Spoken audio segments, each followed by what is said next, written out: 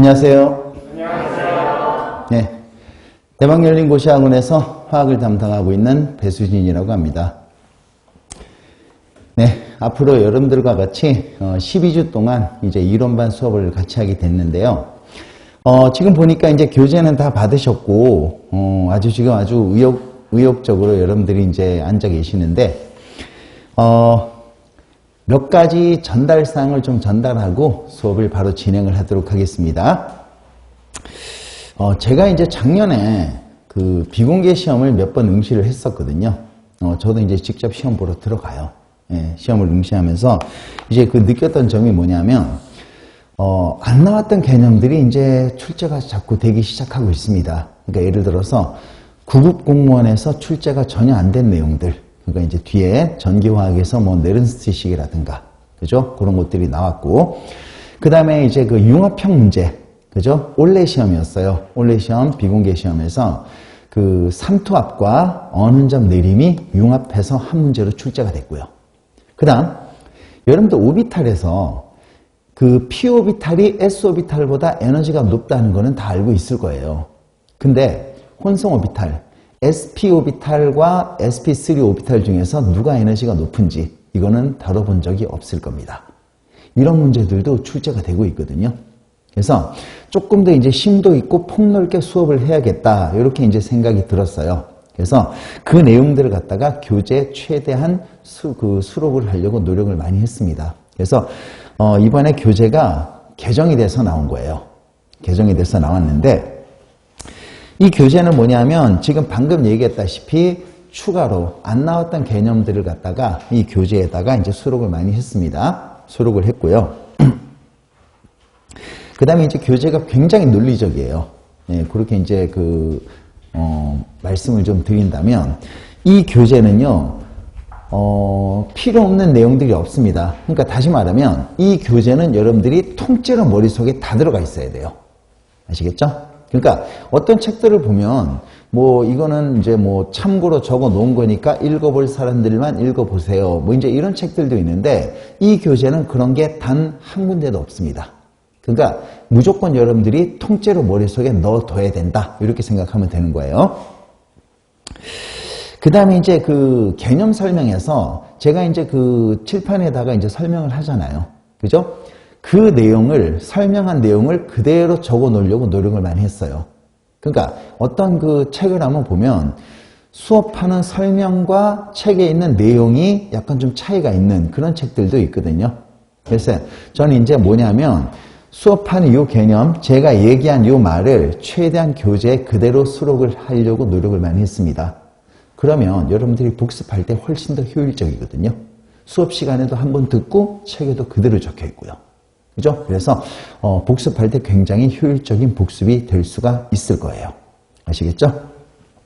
그래서 또 하나, 이제 뭐 수업을 하다가 여러분들이 어떤 대목에서 설명을 놓쳤어요.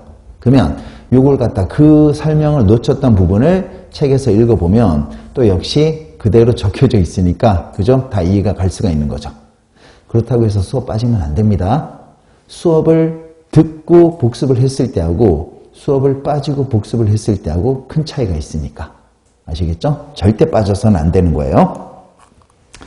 그 다음에 이제 제가 이제 또 당부하고 싶은 말이 여러분들 이 책은 최소한 5회독은 하셔야 됩니다. 5번은 보셔야 돼요. 이 책을. 그래서 머릿속에 통째로 다 들어가 있어야 되는 거죠. 그러니까 여러분들이 이제 그렇게 생각하면 되는 거예요. 노트 필기를 갖다가 원칙으로 좀 합니다. 요 책도 노트 필기를 원칙으로 하고, 그 다음에 이제 첫 번째 1회독 때는 개념 설명을 갖다가 이제 디테일하게 합니다. 문제는 설명을 안 할 거예요. 그죠? 그러니까 여러분들도 노트 필기에다가 노트에다가 개념을 갖다가 이제 필기를 해 나갑니다. 근데 요 노트를 조금 두터운 노트에다가 여유 있게 좀 필기를 좀 하세요. 여유 공간을 좀 두면서 이렇게 필기를 좀 하십시오. 그죠? 그래서 1회독 때는 그렇게 하시고 2회독 때도 다시 한번 뭡니까? 2회독 강의가 또 있거든요. 2회독 때도 개념은 디테일하게 설명을 합니다. 근데 여러분들은 2회독 때부터는 문제를 좀 풀기 시작을 하셔야 돼요. 여기 있는 단원별 문제. 근데 여기 있는 단원별 문제는요, 공무원 시험보다는 난이도가 높습니다. 훨씬 더 수준이 높아요. 그래서 한 번에 다 안 풀릴 거예요, 이 문제들이. 그죠? 그래서 일단 개념 설명 복습을 충실하게 하시고요. 문제는 최선을 다해서 풀 수 있는 데까지만 푸세요. 그리고 안 풀리는 문제들은 체크를 해놓고 그냥 패스해서 넘어가십시오. 아시겠습니까? 그렇게 하고 넘어가시고요. 그 다음에 이제 3회독이 되면 개념은요, 1회독, 2회독 때 이해가 안 갔던 개념들이 3회독이 되면 자신도 모르게 이해가 가는 그런 개념들이 꽤 나오기 시작을 합니다. 그죠? 그래서 어떤 현상들이 나타나냐면, 이 개념을 설명할 때 이 개념에서 내가 이 내용을 놓쳤기 때문에 이 개념이 이해가 안 갔구나. 이런 게 나오거든요. 그러면 그 개념을, 그 내용을 그 노트의 해당 개념에다가 추가로 적어 놓으셔야 돼요. 아시겠죠? 그러니까 제가 여유 공간을 두면서 필기를 하라는 거였죠. 그죠? 그 다음에 이제 3회독 때도 이제 문제를 풀기 시작을 하는데, 문제를 풀다 보면 역시 2회독 때 안 풀렸던 문제들이 자연적으로 풀리는 경우가 있어요. 그래서 내가 있지 이 문제를 풀 때 이 개념을 생각을 못했구나. 이렇게 이제 여러분들이 이제 깨닫게 되거든요. 그러면 그 개념을 노트의 관련 단원에다가 적어 놓는 겁니다. 역시. 그래서 자꾸 단권화를 시켜 나가는 거예요. 무슨 말인지 알겠습니까? 그 다음 3회독 때부터는 여러분들이 이제 문제를 갖다 푸는데 해설 강의를 좀 보셔야 돼요. 제가 이제 해설 강의를 그대로 다 찍어 놨습니다.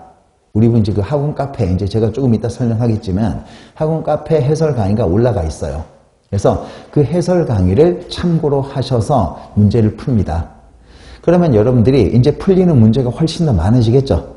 그죠? 그러면 틀렸던 문제에 해당하는 개념을 관련 노트의 그 관련 단원에다가 적어 놓는 거예요. 아시겠습니까? 그렇게 해서 3회독을 완성을 하는 겁니다. 그런 식으로 해서 4회독, 5회독까지 가면, 그죠? 이제 개념들 중에서 자기가 항상 잘 까먹는 개념이나, 그죠? 어려웠던 개념들이 이제 서서히 압축이 되기 시작해요. 그러면 여러분들이 압축 노트를 하나 만드세요. 압축 노트. 됐죠? 그럼 압축 노트를 갖다 만들면 개념에 대한 압축 노트는 한 5페이지, 6페이지 그 정도로 다 압축이 될 거예요. 그 다음 문제도 정말 어렵고 끝까지 잘 안 풀렸던 문제들, 그죠? 그 문제들은 오답 노트를 만드세요. 아시겠습니까? 오답 노트를 만드셔야 됩니다. 그 오답 노트 역시 5회도까지 가다 보니까 그렇게 두께는 두껍지가 않아요. 아시겠죠? 그래서 시험 볼 때는 그 압축 노트하고 오답 노트 이 두 개만 가지고 들어가면 돼. 여러분들 그렇게 공부를 하셔야 돼요. 아시겠나요? 그 다음에 물론 이 오답 노트는요, 앞으로 이제 우리가 이제 그 기출문제 풀이반이나 실전 모의고사 반이나 여기에도 이제 틀린 문제가 나오겠죠. 그 문제들도 그 오답 노트에 이제 첨가를 시켜야 되겠죠. 그래서 오답 노트 작성법은 제가 앞으로도 수시로 제가 말씀을 드릴 겁니다. 3회독 때부터. 아시겠죠? 거기에 충실하게 이제 여러분들이 이제 제 말을 좀 따라 주셨으면 좋겠어요. 그러면 충분히 고득점이 나올 겁니다. 아시겠죠? 그래서 압축 노트와 오답 노트, 압축된 개념 노트, 압축된 오답 노트가 만들어지는 그날까지 여러분들은 복습을 충실하게 하고 제가 얘기한 대로 따라오십시오. 아시겠죠? 네. 그 다음에 여러분들 공부하다가 당연히 의문사항이 생길 수밖에 없겠죠. 문제도 안 풀리는 문제가 나올 수밖에 없겠고 개념도 이해가 안 가는 개념들이 나올 수 있게 마련입니다. 그죠? 예, 근데 좀 당장 좀 알고 싶어. 그죠? 물론 이제 1회독, 2회독, 3회독 이렇게 거치면은 이제 자연적으로 이제 개념들은 많이 이해가 갈 텐데. 그죠? 이제 그래도 공부하다가 좀 알고 싶은 그런 개념들, 당장 알고 싶은 그런 개념들이 나오기 마련이에요. 그 개념들은 우리 학원에 보면 그 진통 카페라고 다 알고 계시죠? 예, 거기에 보면 배수진 화학 공부방이라고 있어요. 예, 거기에다가 질문을 여러분들 꺼리낌 없이 올려주세요. 궁금한 거 있으면 작은 질문 한 개라도. 그러면 제가 항상 그래왔다시피 신속하게 답변을 해드리겠습니다. 아시겠죠? 예, 그래서 진통 카페에 보면 제가 이제 그 해설을 갖다가 뭐 아무리 늦어도 뭐 이제 3일 내로는 다 올려줘요. 아무리 늦어도. 그렇게 알고 계시고요. 그 다음에 이제 뭐냐면 이제 진통 카페 얘기도 다 했죠. 예, 그렇게 알고 계시면 되겠습니다. 예. 그래서 일단 여기 요대로 해서 여러분들이 제 말대로 좀 따라 주시면 충분히 좋은 성과가 있을 거예요. 네. 무슨 말인지 다 알겠죠? 예, 그런 식으로 공부를 하십시오. 그 다음에 저는 이제 쉬는 시간에 나가지 않을 거예요, 여러분들. 항상 그래왔다시피 수업 시간에 나가지 않고 여러분들이 이제 바로바로 그 의문사항이 있으면 저한테 질문하시면 제가 쉬는 시간에 언제든지 답변을 해드리겠습니다. 알았죠? 그래서 그것도 여러분들이 철저하게 이용을 좀 해주시기 바랍니다.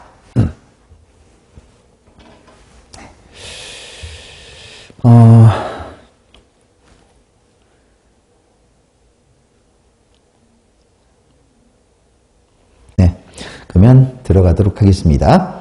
10페이지부터 일단 들어가면 돼요. 10페이지. 요 10페이지는 뭐냐면 10페이지부터 그 13페이지까지 있죠. 요거는 물론 그 중에서 시험에 직접적으로 연관되는 내용들이 있긴 해요. 그죠? 그렇지만 이 중에 이제 대부분의 내용들은 시험에 직접적인 그런 그 시험하고 직접 연결되는 내용이라기보다는 화학을 시작하는 데 있어서 아주 기본 베이스를 적어 놓은 겁니다. 알겠습니까? 예, 그래서 이것도 좀 알 필요가 있는 거죠. 그죠? 그래서 요거를 한번 보도록 할 겁니다. 뭐 이제 어제 기초반 들은 학생들은 이제 10페이지부터 13페이지까지는 많이 거의 뭐 중복이 될 거예요. 예. 네, 들어가도록 하겠습니다. 먼저 원소와 원자의 구분이라고 되어 있습니다. 원소와 원자의 구분. 이거죠, 여러분들. C6, H12, O6. 그 다음에 CH3, COH. 이렇게 됩니다. 여러분들 뭐냐면 원소하고 원자를 한번 차례대로 한번 따져보면요. 원소는 종류의 개념이다.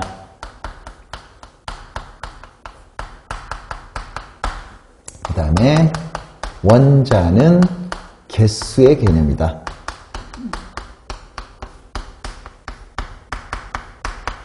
네, 이렇게 구분할 수가 있는 겁니다. 원소는 종류의 개념이고요. 원자는 개수의 개념이에요. 그러니까 이게 무슨 말이냐면 보세요. 지금 얘가 이제 우리가 탄수화물 할 때 이제 많이 나오게 되는 겁니다. 이게 뭐냐면 포도당이에요. 포도당. 몇 종류 원소로 되어 있나요? 했죠? 네. 탄소, 수소, 산소 세 종류 원소로 되어 있잖아. 그죠? 그 다음 몇 개의 원자? 계산하면 24개의 원자가 되겠죠? 네, 그러니까 다 되잖아. 원소는 종류의 개념이다. 원자는 개수의 개념이다. 그러니까 세 종류 원소 24개의 원자가 들어가 있는 거예요. 얘들이 뭡니까? 하나의 분자를 이루고 있다. 그런 얘기입니다. 하나의 분자. 그러면 원소, 원자, 분자 다 된 거잖아. 그죠? 예. 그 다음에 요 밑에는 아세트산이에요. 아세트산. 얘가 지금 뭡니까? 얘도 역시 마찬가지. 탄소, 수소, 산소로 이루어져 있으니까 역시 마찬가지 세 종류 원소가 되는 겁니다. 그 다음 몇 개의 원자? 요거는 8개의 원자로 되어 있죠. 8개의 원자. 세 종류 원소, 8개의 원자가 만나서 하나의 분자를 이루고 있다. 이렇게 되면 되는 거예요. 그래서 원소는 종류의 개념이다. 원자는 개수의 개념이다. 됐죠? 네. 그러면 요걸 조금 더 디테일하게 한번 나눠보도록 합시다. 원소, 원자, 분자. 이렇게 한번 나누고, 여기 좀 이렇게 씁시다. 칠판을 좀 넓게. 원소, 원자, 분자. 한번 나눠보도록 하죠. 여러분들 있잖아요. 헷갈리게 헷갈리게 이제 공부를 하면 안 되잖아. 그래서 지금부터 제가 시키는 대로 하십시오. 여러분들은 원소하고 원자만 비교하는 거야. 그 다음, 원자하고 분자, 이 두 개만 비교하는 거예요. 왜냐? 여러분들 책을 보면 알겠지만, 원소에도 N2가 들어있습니다. 질소. 분자에도 N2가 들어가 있어요. 똑같은 게 들어가 있죠? 헷갈려 벌써. 예? 그러니까 반드시 원소하고 원자 두 개만 비교하는 거고요. 그 다음에 원자하고 분자 이 두 개만 비교하는 거예요. 아시겠습니까? 그렇게만 해 주십시오. 원소는 다시 한번 얘기합니다. 종류의 개념이야.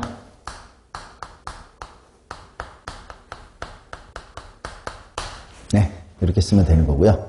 그 다음 여러분들 거기 보면 호돈소 물질이라고 있어요. 호돈소 물질.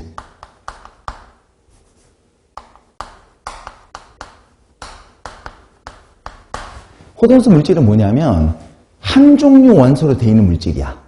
예를 들어서 여러분들 O2라고 합시다. O2, N2, 그 다음에 F2, Cl2, 그죠? 그 다음에 또 뭐가 있습니까? H2, 이런 것들. 그 다음에 Na, 이런 것들은 전부 다 호돈소 물질이라고 얘기를 하는 거야. 분명히 제가 뭐라 그랬냐면 한 종류 원소, 원소는 종류의 개념이에요. 원소는 종류의 개념. 얘 지금 보세요. 전부 다 한 종류 원소로 되어 있는 물질이죠. 그죠? 전부 다 한 종류 원소로 되어 있는 물질을 호돈소 물질이라고 얘기하는 거야. 근데 요새는요, 이 용어가 이제 용어가 많이 통폐합이 됐어요. 그래서 호돈소 물질, 한 종류 원소로 되어 있는 물질을 호돈소 물질 또는 원소라고 얘기합니다. 됐죠? 얘들도 원소라고 불러. 그래서 Na, 이거 원자 아닙니까? 예, 이것도 한 종류 원소로 되어 있는 호돈소 물질이에요. 왜냐? 나트륨은 금속이죠. 금속의 성질을 띠고 있죠. 그죠? 물질. 됐습니까? 물질의 성질을 띠고 있다는 얘기야. 그래서 요걸 갖다가 학생들이 제일 좀 이제 헷갈려 합니다. 그래서 한 종류 원소로 되어 있습니다. 지금 원소는 종류의 개념이니까 한 종류 원소로 되어 있는 물질을 호돈소 물질, 요거를 원소라고 얘기하는 거야. 아시겠나요? 됐습니다. 그 다음 원자는 뭐냐면 요놈은 개수의 개념이에요. 개수의 개념. 그러니까 뭐 이제 알갱이라고 생각하면 되는 거죠. 그러니까 뭐가 있습니까? 뭐 이제 N, O, 그죠? F, H 이런 것들을 전부 다 원자라고 얘기하는 거야. 되나요? 예.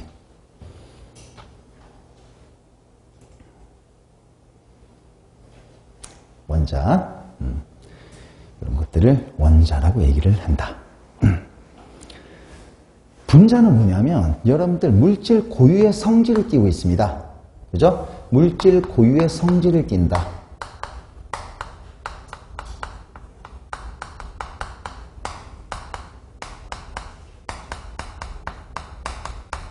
네, 물질 고유의 성질을 띠고 있습니다. 얘를 분자라고 얘기하는 거야. 그래서 분자는 이제 또 뭐가 있냐면 두 개 이상의 원자가 결합한 물질이야. 제가 분명히 뭐라 그랬습니까? 원소하고 원자를 비교하고 원자하고 분자만 비교해 준다 그랬죠. 그죠? 그래서 원소하고 원자는 지금 이제 비교가 됐잖아. 이제 원자하고 분자만 비교하면 되는 거야. 그죠? 뭡니까? 물질 고유의 성질을 띠고 있고요. 그 다음 두 개 이상의 원자가 결합한 물질이 분자라고 얘기합니다. 두 개 이상의 원자가 결합한 물질. 그죠? 그래서 두 개 이상의 원자가 결합한 물질, 예를 들어서 CO2, 그죠? 그 다음에 또 뭐가 있는 거예요? N2, 그죠? 그 다음에 이제 또 뭐가 있냐면 C4H10, 뷰테인, 그죠?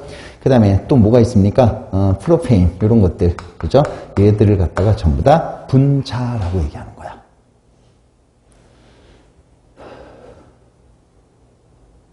그러니까 원소하고 원자만 비교하고 원자하고 분자만 비교하면 N2, N2 헷갈리지 않잖아. 그죠? 네, 이렇게만 비교하십시오. 그래서 분자 같은 경우는 물질 고유의 성질을 띠고 있고요. 그 다음에 2개 이상의 원자가 결합한 물질, 이놈을 분자라고 얘기하는 거야. 됐습니까? 네.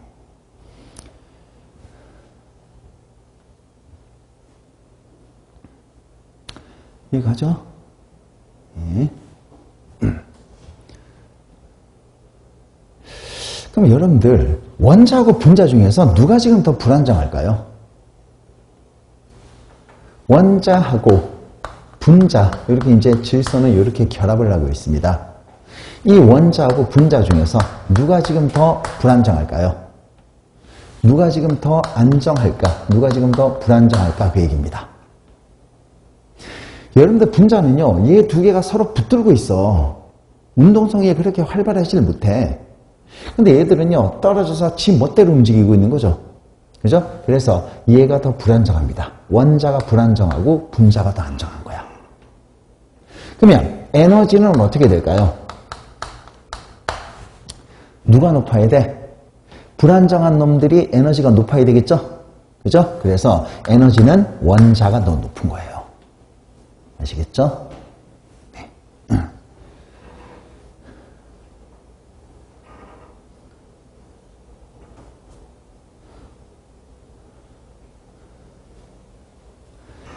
그 다음 여러분들 얘 한번 보세요.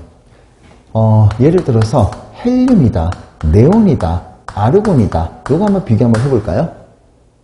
얘를 갖다 비교 한번 해보면 요거 지금 현재 어떻게 나옵니까? 응? 어떻게 나와요? 얘를 갖다 비교 한번 해보면 얘 지금 각각 한 개씩 이렇게 돼 있으니까 얘 원자가 되겠죠. 그렇지만 이 전부 다 얘들 고유의 성질을 다 띠고 있어요. 단적으로 네온 사인에 들어가잖아.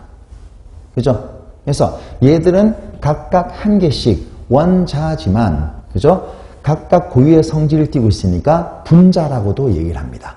그래서 얘들을 단원자 분자라고 얘기하는 거야. 이렇게 얘기를 합니다. 됐나요? 단원자 분자.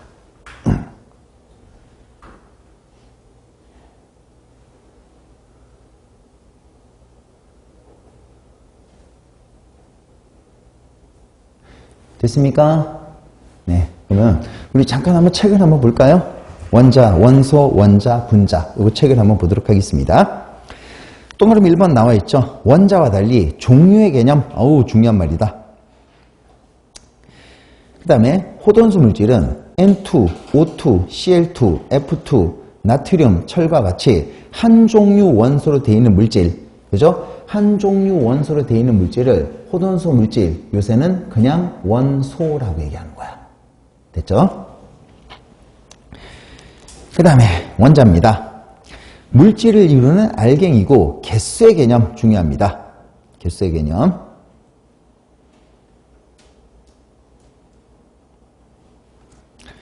뭐 질소 원자, 산소 원자, 염소 원자 등이 있다. 그 다음 원자는 당연히 원자핵과 전자로 구성되어 있으며 서로 다른 원자들은 양성자수와 전자수가 다르다. 이건 당연한 얘기죠.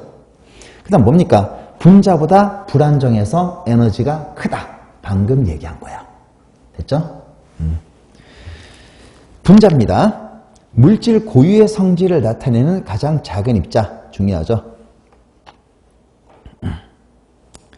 그 다음에 일반적으로 2개 이상의 원자가 결합해서 독립적으로 존재한다. 이것도 지금 얘기했고요. 그 다음에 뭐 종류는 뭐 그렇게 나와 있죠. 물 분자, 산소 분자, 질소 분자, 에탄 분자, CO2 분자 등이 있습니다. 분자는 쪼개지면 당연히 성질을 잃어버리는 거지. 이것도 당연한 얘기죠. 그 다음 18쪽 비활성 기체의 경우 단원자가 분자를 이루고 있다. 얘기 다 했죠? 됐습니까? 예. 그대로 지금 다 얘기한 거잖아. 그대로 다 얘기한 거고요. 통째로 다 이 페이지에 있는 거 기억을 하고 있어야 된다는 거죠. 됐죠? 예. 앞으로 여러분들이 교재를 공부하다 보면 쉽게 정말 와닿을 수 있을 거예요. 화합물 한번 들어가 보도록 합시다. 화합물. 얘는 이제 뭐냐면 화합물은 이걸 화합물이라고 얘기를 합니다. 화합물.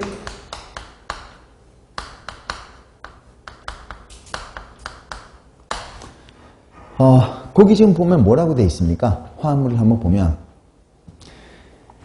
두 종류 이상의 원소가 일정한 비율로 결합한 물질이죠. 그죠? 그러니까 예를 들어서 두 종류 이상의 원소가 일정한 비율로 결합한 물질. 그러니까 예를 들어서 봅시다. CO가 있고요. 그 다음에 CO2가 있고요. 예를 들어서 그 다음에 또 뭐가 있습니까? CaO가 존재할 수 있고, 그죠? 뭐 예를 하나만 더 들어볼까요? H2O 이런 것들이 존재할 수 있는 거야. 그러면 두 개 이상의 원소가 일정한 비율로 결합한 물질을 화합물이라고 얘기하는 거예요. 그러면 일정한 비율이라는 얘기는 뭐가 있을까요? 일정한 비율이라는 얘기는 뭐가 있을까요? 첫 번째, 그죠? 몰수 비가 있고요. 두 번째는 질량 비가 있는 거야. 그죠? 일정한 몰수비로 결합한 물질, 화합물. 일정한 질량비로 결합한 물질, 화합물. 이렇게 되는 거죠. 되나요? 그죠? 몰수비만 볼까요? 여러분들, CO는 뭡니까? 몰수비는 1대1이야. 질량비는요? 1몰이잖아. 1몰의 질량 12g, 1몰의 질량 16g. 그죠? 그래서 요놈의 질량비는 얼마입니까? 3대4의 질량비로 결합한다. 이렇게 얘기하면 되는 거야. 그죠?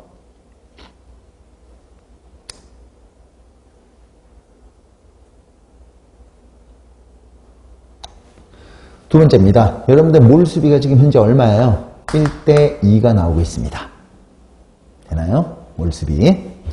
그 다음에 질량비는 지금 현재 뭐냐면 얘는 지금 현재 1몰의 질량 12g이야. 얘는 1몰의 질량 32g이야. 그러면 12대 32니까 얼마입니까? 3대 8의 질량비라고 얘기할 수 있는 거지.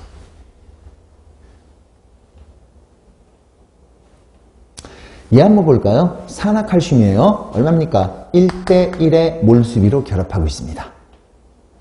질량비는요. 요거 1몰의 질량 40이에요. 요거 1몰의 질량 16이잖아. 40대 16입니다. 얼마예요? 5대2가 되겠죠. 그래서 5대2의 질량비로 결합하고 있다. 그런 얘기입니다.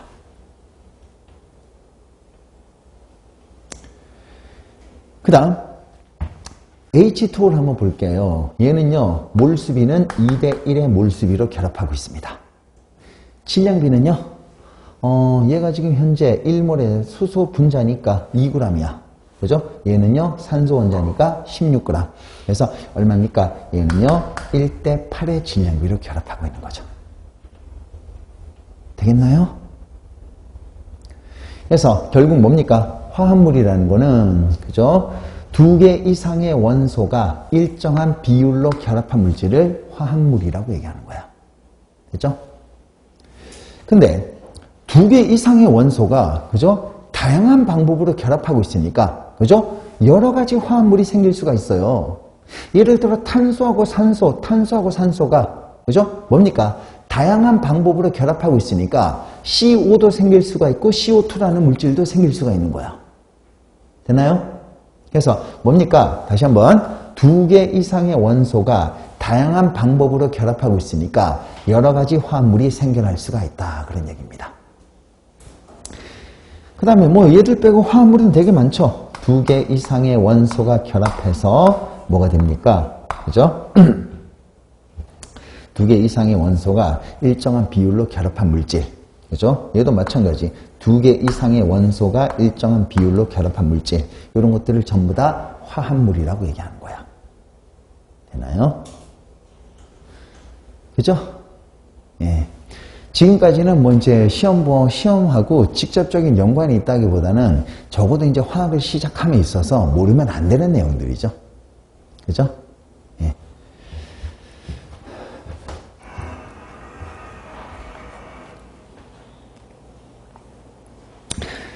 네, 이것도 한번 읽어볼게요.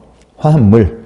두 종류 이상의 원소가 일정한 비율로 결합하여 생성된 순수한 물질.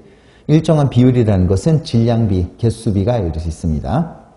그 다음에 원소들이 다양한 방법으로 결합해서 생성되기 때문에 많은 화합물이 존재하고 있다. 맞죠? 네, 지금 얘기한 거예요. 그 다음에 동그라미 3번은 예를 나타낸 거고요. 그 다음 NaCl 같은 경우는요. 나트륨과 염소가 1대1의 몰수비로 결합한 화합물이에요. 근데 이거 좀 중요하게 생각해야 돼요, 여러분들. 이게 있잖아요. 어떤 학생들이 이런 학생들이 있었어요. 나트륨과 염소가 혼합되어 있는 혼합물 아닙니까? 이런 학생들이 있었는데 이거 아닙니다. 예? 그래서 얘는 뭡니까? 나트륨과 염소가 결합을 하고 있죠. 2개 이상의 원소가 결합해서 생성된 물질, 얘는 화합물이야. 물도 2개 이상의 원소가 결합해서 생성된 화합물이 되는 겁니다. 그러면 이 2개를 섞어서 소금물이 되면 이게 혼합물이잖아요. 됐습니까? 이게 혼합물이야. NaCl 화합물, 물도 화합물, 이 2개가 섞이면 얘가 바로 혼합물이다 라고 얘기하면 되는 겁니다. 됐죠? 화합물, 혼합물 헷갈리면 안 됩니다. 그래서 그 내용이 동그라미 4번에 나와 있는 내용이에요. 아시겠죠?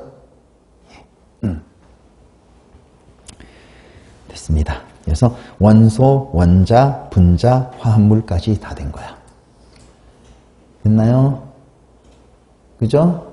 예. 그 다음에 이제 용어 정리를 조금 해 나가야 되겠죠? 동자가 붙어 있는 거를 전체적으로 정리를 한번 해볼 거야. 동위원소, 동중원소, 동소체. 이렇게 해서 동자가 들어가는 것들을 다 한번 정리를 해보도록 할 겁니다. 지금부터. 일단 여러분들 요거 한번 보세요. 칠판을 지울까요?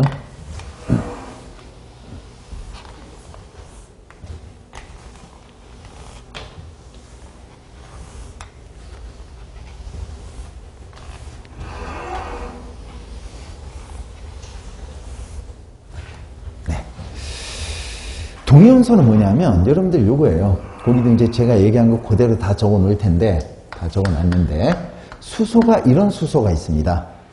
그 다음 수소가 어떤 수소? 수소는 이런 수소도 있고요.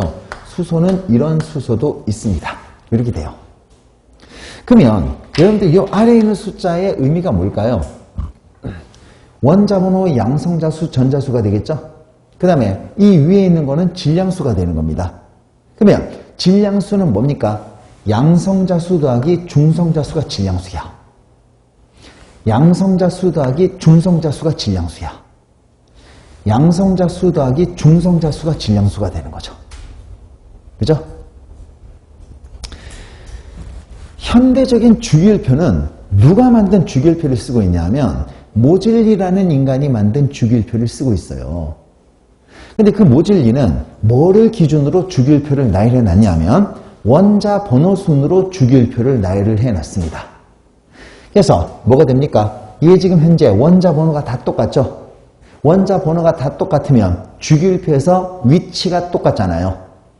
위치가 똑같다고 해서 동위원소 이렇게 이름을 붙이는 겁니다. 아시겠나요? 예, 거기 지금 그대로 다 적혀 있죠? 예, 그거 한번 읽어보시면 됩니다. 다 적어놨어 거기에다가. 그러면 동위원소의 성질 한번 보도록 하겠습니다.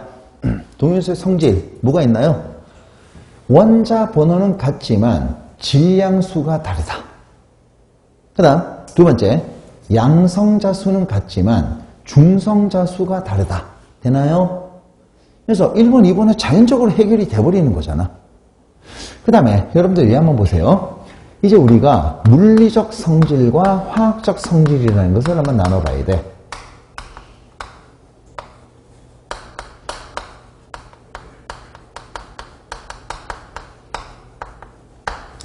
물리적 성질과 화학적 성질.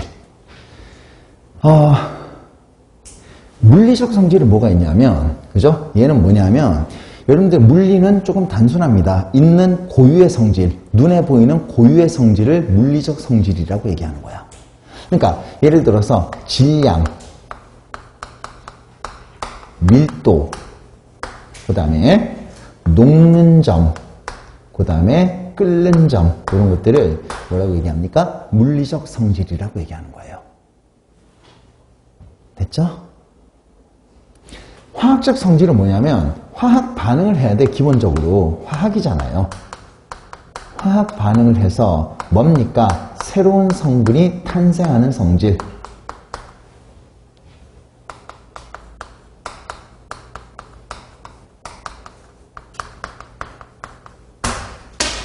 화학 반응을 해서 새로운 성분이 탄생하는 그런 성질을 화학적 성질이라고 얘기하는 거야.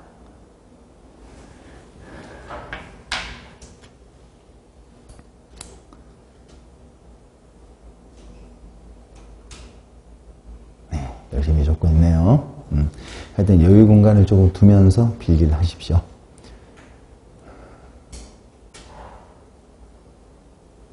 그 다음 보세요. 그러면 여러분들 한번 보세요. 지금 당장 그죠? 질량수가 다 다르죠? 그럼 물리적 성질은 달라야지. 화학적 성질은요? 잘 보세요. 여러분들 일족 원소가 예를 들어서 Li 플러스, Na 플러스, K 플러스, Rb 플러스, CS 플러스. 일족 원소는 뭡니까?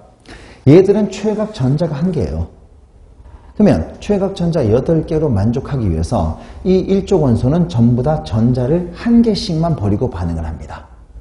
그죠? 그래서 똑같은 화학 반응을 하는 거야. 똑같은 화학 반응을. 화학적 성질은 같다는 겁니다. 수소도 어떻게 해요? 여러분들 수소는 주로 H 플러스 형태가 되잖아. 수소도 역시 전자 1개를 잃으면서 반응하는 거예요. 얘도 전자 1개 잃으면서 반응하고요.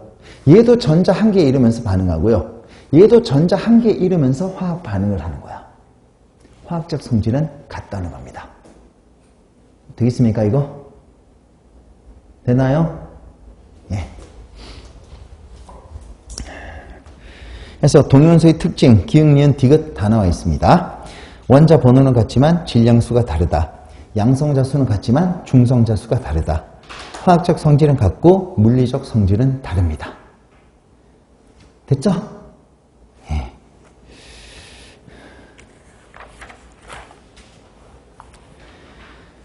그 다음 동중원소를 한번 보도록 할게요.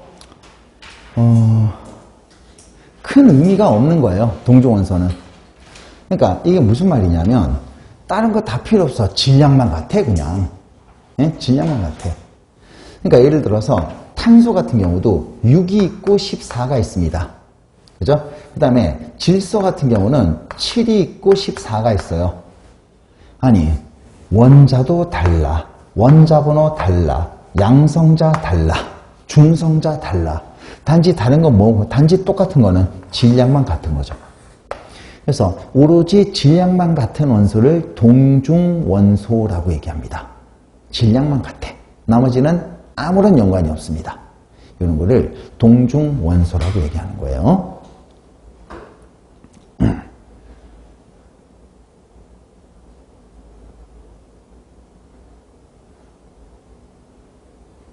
됐죠?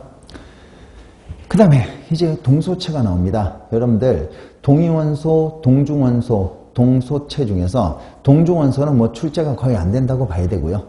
그 다음에 이제 출제가 잘 되는 거는요, 동위원소하고 동소체, 이 두 가지가 되겠죠.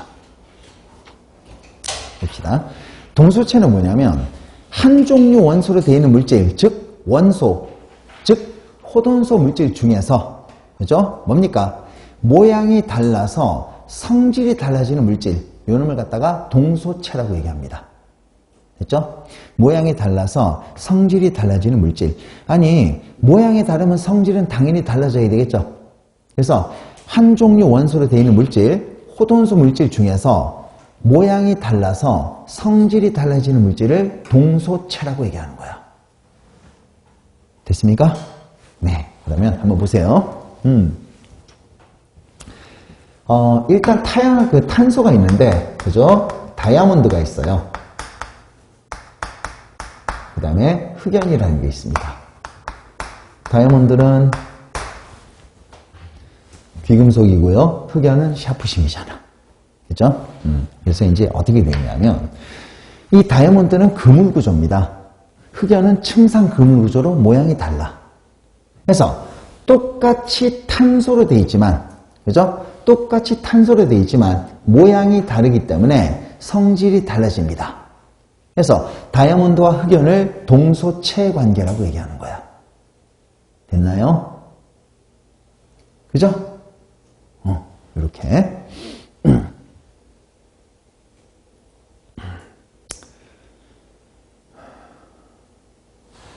그 다음, 여러분들 S, 거기 이제 S8이라고 되어 있는데, 조금 더 이제 디테일하게 얘기한다면, 여러분들 S4는 사방황이라고 얘기합니다.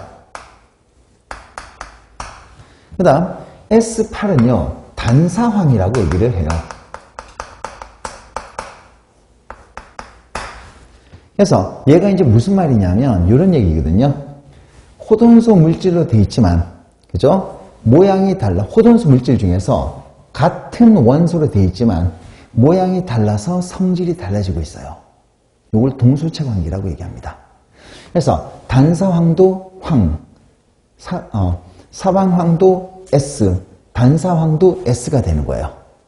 그래서 같은 원소로 되어 있지만 모양이 달라서 성질이 달라지는 동소체 관계라고 얘기합니다.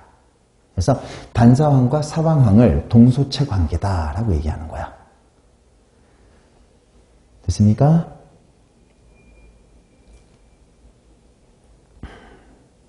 그죠?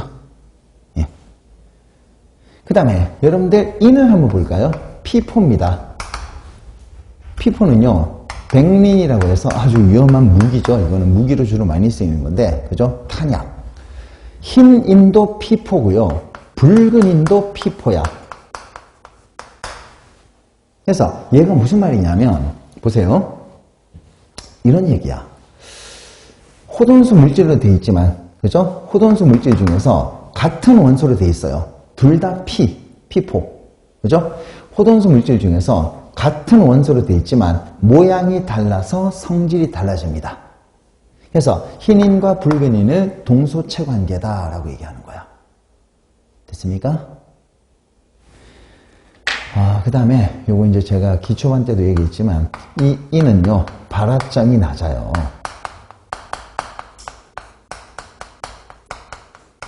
발화점이 낮습니다.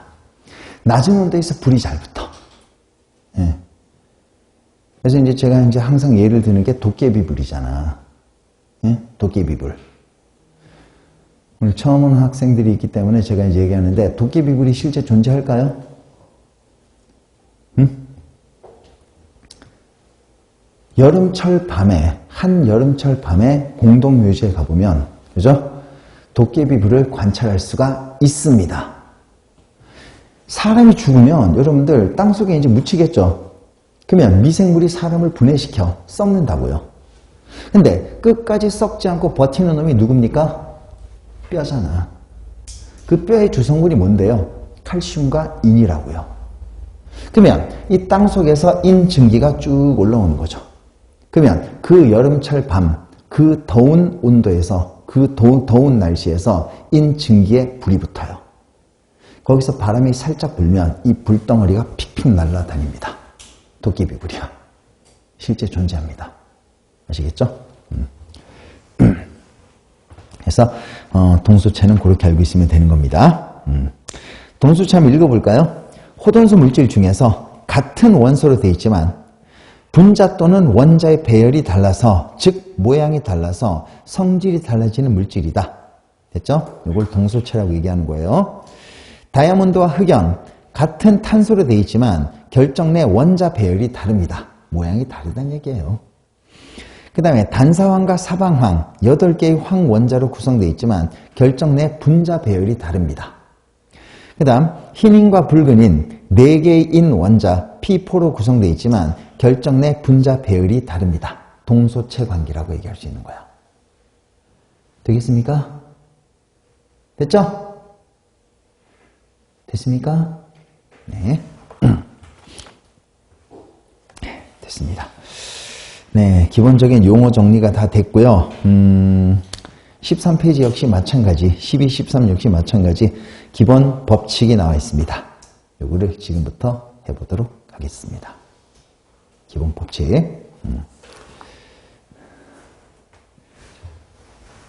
봅시다. 질량보존 법칙이라고 나와 있는데, 여러분들 질량보존 법칙은 사실은 중고등학교 때부터 나와요. 네, 무슨 말입니까? 화학 반응을 할 때 반응 전의 물질과 물질의 질량과 반응 후 물질의 질량, 그러니까 반응 전의 질량과 반응 후의 질량의 합은 같다. 이게 질량보존 법칙이에요. 그죠? 질량보존 법칙이 성립하는 이유는 반응 전과 반응 후 원자의 개수가 변하지 않기 때문이죠. 예를 들어서 질소하고 수소가 반응을 합니다. 얘가 반응을 해서 뭐가 만들어지고 있다? 암모니아가 만들어지고 있다고 합시다. 그러면 얘가 어떻게 되는 거예요? 질소가 지금 현재 1몰, N2 몇 그램? 28g이에요. 그 다음에 H2는 원래 2g이에요. 1몰이. 근데 3몰이니까 6g이 나오는 거죠. 얘들이 반응해서 암모니아 1몰은 17g이죠. 근데 2몰이니까 34g이다 라고 얘기하면 되는 거지. 됐나요? 그럼 이게 무슨 말이에요? 반응 전의 물질의 합과 반응 후, 즉 반응 전과 반응 후 질량이 같다는 거죠. 그죠? 이걸 질량 보존 법칙이라고 얘기하는 거야. 다시 한번 얘기하지만 이 질량 보존 법칙이 성립하는 이유는 왜 성립할까요? 반응 전과 반응 후 원자의 개수가 안 바뀌니까 당연히 질량은 똑같다고 봐야 되는 거죠. 이게 질량 보존 법칙이 되는 겁니다. 됐어요? 자, 우리 조금만 더 합시다. 일정 성분비 법칙은 뭐냐면 두 물질이 결합해서, 그죠? 하나의 화합물을 만들 때 각 물질은 일정한 질량비로 결합한다. 이게 일정 성분비 법칙이 되는 거예요. 그죠? 그래서 예를 들어서 탄소하고 산소가 만나서 결합을 합니다. 그래서 CO2가 만들어지는 거야. CO2. 그러니까 이게 무슨 말이냐면 두 물질이 결합해서 하나의 화합물을 만들 때 각 물질은 일정한 질량비로 결합한다. 이게 일정 성분비 법칙입니다. 그러면 한번 보세요. 얘가 지금 현재 12g이야. 1몰이. 1몰이니까 산소 분자는 얼마입니까? 32g이 되겠죠. 그죠? 얘가 반응해서 CO2 1몰은 44g이에요. 그럼 뭡니까? 지금 탄소하고 산소가 만나서 CO2가 만들어질 때 탄소하고 산소는 몇 대 몇의 질량비로 결합한다? 12대 32, 즉 3대 8의 질량비로 결합한다는 얘기죠. 그죠? 그래서 일정 성분비 법칙, 다시 한번 얘기하면 두 물질이 결합해서 하나의 화합물을 만들 때, 그죠? 각 물질은 일정한 질량비로 결합한다. 이걸 일정 성분비 법칙이라고 얘기하는 거야. 예전에 다 한 번씩 배웠던 거잖아요, 이거. 그죠? 일정 성분비 법칙이 성립하는 이유, 그죠? 일정한 질량비로 결합하는 이유는 일정한 개수비로 결합하기 때문이지. 그죠? 일정한 개수비로 결합하기 때문에 일정한 질량비가 성립이 되는 거예요. 됐죠?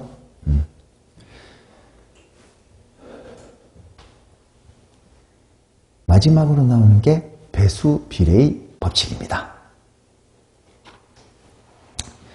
배수 비례의 법칙.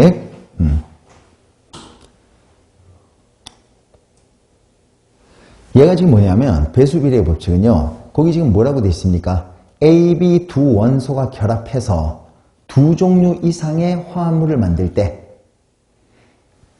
A 원소의 질량을 일정하게 맞춰 놓으면 B 원소 질량 사이에서는 간단한 정수비가 성립한다. 이런 말이 나와 있죠.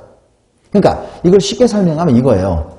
두 물질, 두 개의 원소가 결합해서 두 가지 종류, 두 종류 이상의 화합물을 만들 때 한 종류 원소의 질량을 일정하게 맞춰 놓으면 나머지 원소들 사이에서는 일정한 질량비가 성립한다. 단적으로 이겁니다. 예를 들어서 이것도 예를 한번 들어봐야 되겠죠. 산소가 만나서 CO2가 만들어지는 반응이 있어요. 그 다음 탄소하고 산소가 만나서 그죠? 뭡니까? CO가 만들어지는 반응이 있습니다. 이런 반응이 있어요. 그럼 얘가 이제 어떻게 되냐면 보세요. 1몰, 1몰, 1몰이야. 그럼 뭐가 되는 겁니까? 탄소 1몰의 질량이 12g이 되겠죠.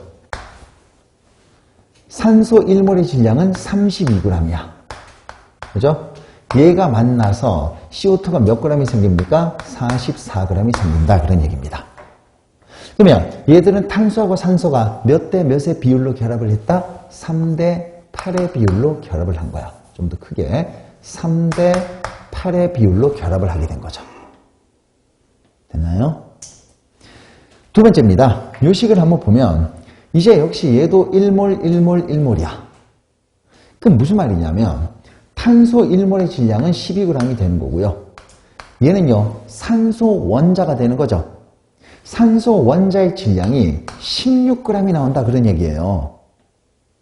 그래서 얘가 이제 뭐냐면 이렇게 되는 건데 얘가 결국은 28g이 생성이 되는 겁니다. 그러면 얘가 뭐냐면요. 보세요. 지금 탄소하고 산소는 몇 대 몇의 질량비로 결합했나요? 당연히 3대 4의 질량비로 결합한 거죠. 그죠? 그러면 지금 배수비례의 법칙이 뭐였습니까? 성립이 됐네. 뭐라고요? 두 종류, 그죠? 두 종류 원소가 결합해서 두 가지 이상의 화합물을 만들어낼 때 한 종류 원소의 질량을 일정하게 맞춰 놓으면 나머지 원소들 사이에서는 일정한 정수비가 성립한다. 다시 한번 두 종류 이상의 원소가 결합해서 두 개 이상의 화합물이 만들어질 때 한 종류 원소의 질량을 일정하게 맞춰 놓으면 나머지 원소들의 질량 사이에서는 간단한 정수비가 성립한다는 거예요. 그럼 예를 들어서 한번 보세요. 지금 CO2하고 CO가 지금 만들어졌습니다. 그때 탄소 질량을 일정하게 맞춰 놓으면 산소 질량 사이에서는 간단한 정수비가 성립한다는 거예요. 몇 대 몇의 정수비입니까? 2대 1의 정수비가 성립하는 거지. 8대 4니까. 됐습니까?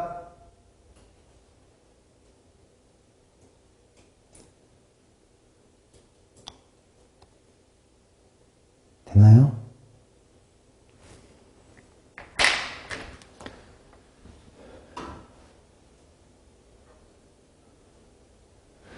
이제 요것도 한번 생각해 볼 수 있겠죠.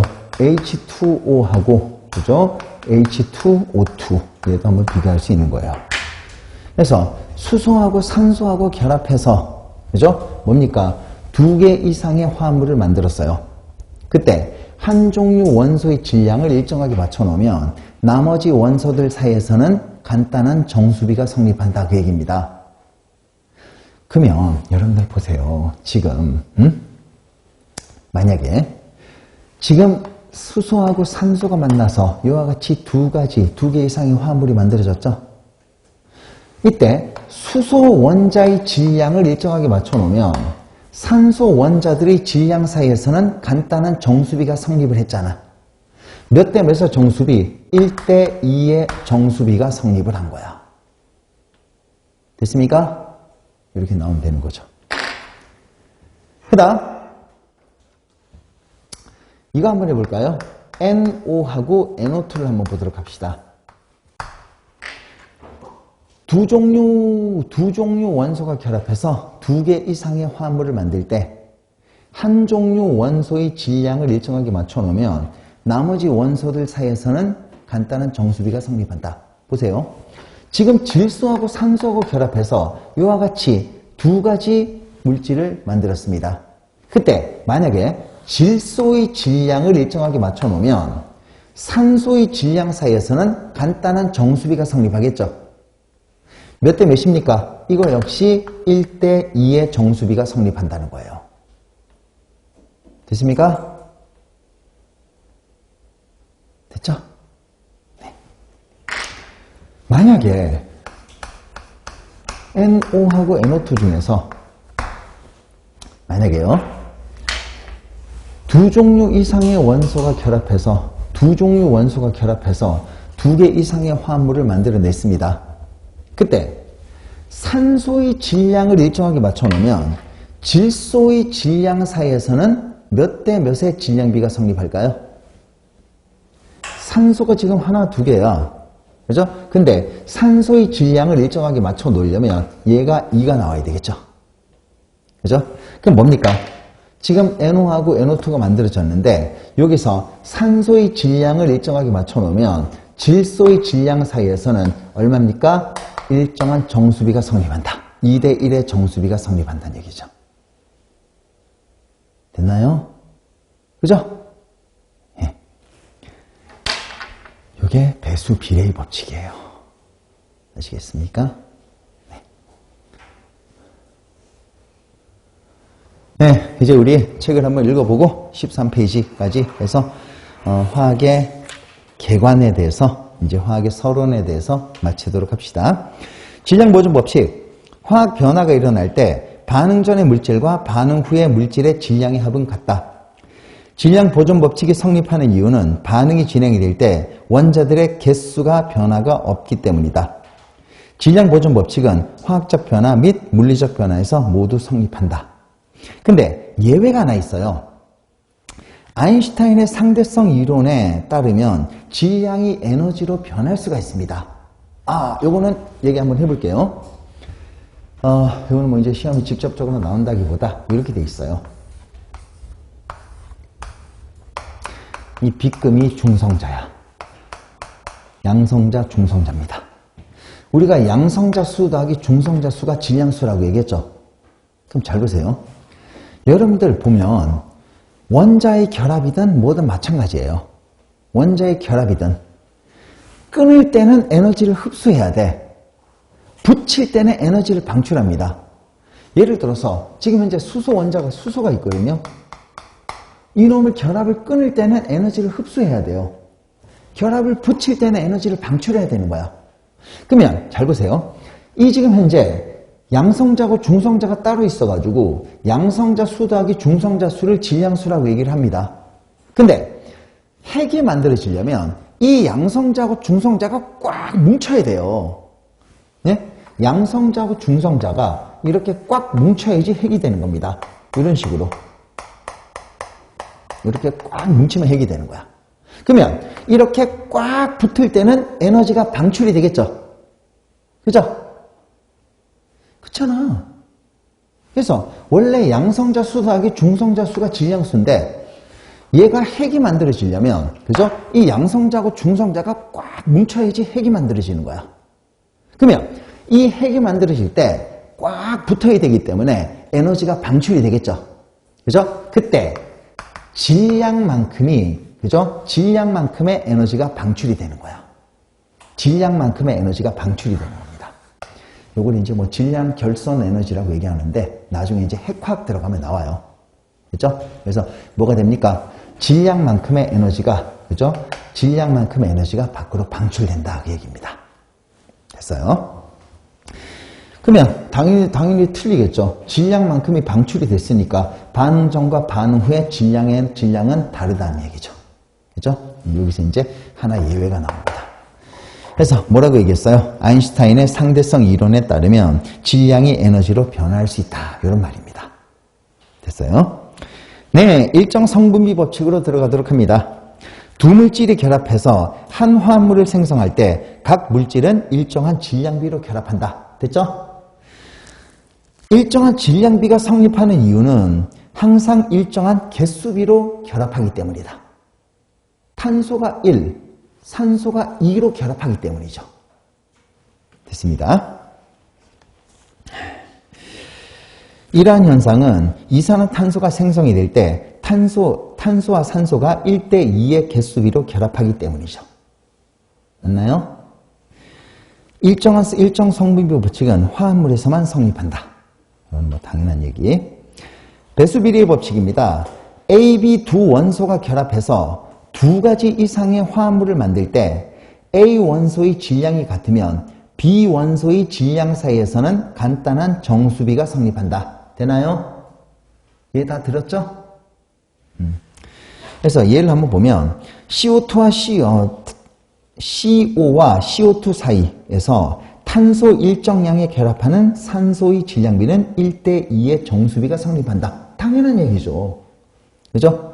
그 다음에 동그라미 2번도 우리가 얘기를 든 거야. NO와 NO2에서 산소의 질량비를 일정하게 맞춰 놓으면 뭡니까? ENO와 NO2 맞죠? 이때 산소와 결합하는 질소의 질량비는 2대1의 정수비가 성립한다. 방금 예를 든 거잖아. 그 다음에 반드시 두 원소가 결합해서 화합물을 만드는 경우에만 성립합니다. H2SO4나 HNO3와 같은 세 종류 원소에서는 성립하지 않아요. 아시겠죠? 그래서 사실 배수비례의 법칙은 어떻게 말하면 인위적으로 만든 법칙이야, 이거는요. 되겠습니까? 예, 됐습니다. 돌턴의 원자설. 자, 여기까지 하고 이제 좀만 쉬었다가 할게요. 원자는 더 이상 쪼갤 수가 없다. 말도 안 되는 소리. 양성자, 중성자, 전자로 계속 쪼개지고 있죠? 같은 원소의 원자들은 크기, 모양, 질량이 같고 다른 원소의 원자들은 크기, 모양, 질량이 서로 다르다. 뭐로 지금 다 박살이 나고 있습니까? 동위원소, 동중원소로 다 이게 어긋나고 있죠. 그래서 동위원소는 뭡니까? 같은 원소의 원자야. 같은 원소의 원자임에도 불구하고 질량수는 다르잖아. 동중원소는 다른 원소의 질량임에도 불구하고, 그죠? 다른 원소임에도 불구하고 질량은 동일하잖아. 그죠? 그래서 동위원소, 동중원소로 지금 이 이론은 전혀 틀린 이론이 되는 거야. 그 다음 화학 변화 시에 원자들은 서로 없어지거나 원자들은 없어지거나 새로 생성되지 않습니다. 없어지거나 새로 생성되지 않아요. 원자가 그대로 보존되니까 질량 보존 법칙이 성립이 되는 거죠. 되겠습니까? 그죠? 근데 예외가 있어. 핵분열이나 핵융합을 통해서는 새로운 원자가 생성이 되고 있습니다. 핵융합 반응, 핵분열 반응이라고 얘기하거든요. 여러분들 수소가 모이면 헬륨으로 바뀌어요. 이걸 수소 핵융합 반응이라고 얘기합니다. 됐죠? 그럼 뭐가 되는 거예요? 핵분열이나 핵융합을 통해서 수소가 헬륨으로 바뀌고 있잖아 지금. 그죠?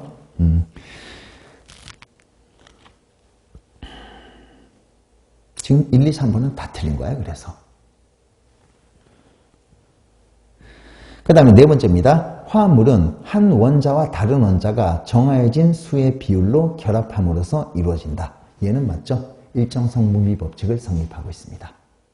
됐습니까? 그죠? 네, 됐습니다.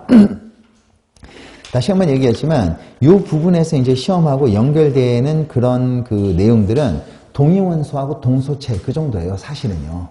그죠? 근데 화학을 시작함에 있어서 이런 내용들은 기본적으로 좀 알고 있어야 되겠죠.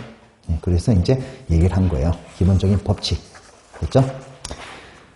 잠깐 쉬었다가 이제 화학이 기본 언어로 들어가는데 여기서부터는 중요합니다. 전부 다 시험 범위하고 직결되는 내용들이야. 아시겠죠? 네, 우리가 조금만 쉬었다 갑시다.